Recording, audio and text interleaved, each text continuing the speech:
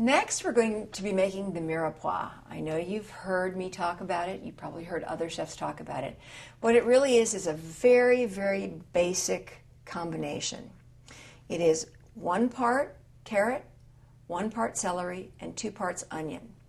And a mirepoix is for soups, it's for stews, it's for anything where you need this additional flavor, this wonderful flavor to come up.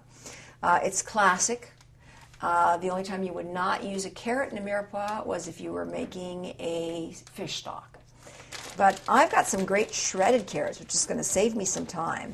I don't need a lot of mirepoix, so I'm just going to take a small amount of this carrot, and I'm going to dice it up. And this can be rough chopped. Don't worry, it doesn't have to be perfect. But we're getting a nice small dice on it.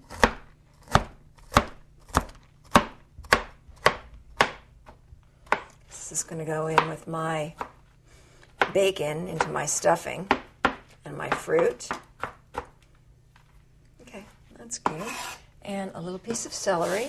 So you see that's not that much mirepoix, so perhaps that might be about enough celery. I want to give this a quick little wash. And bring this back over. And I'm going to slice it up the center, because again, I like it nice and thin, just like and up the center again, into 4 long pieces. Okay, we've got a little bit of thread there, we don't want that, but here we are again, using our claw and getting some really nice, tiny pieces.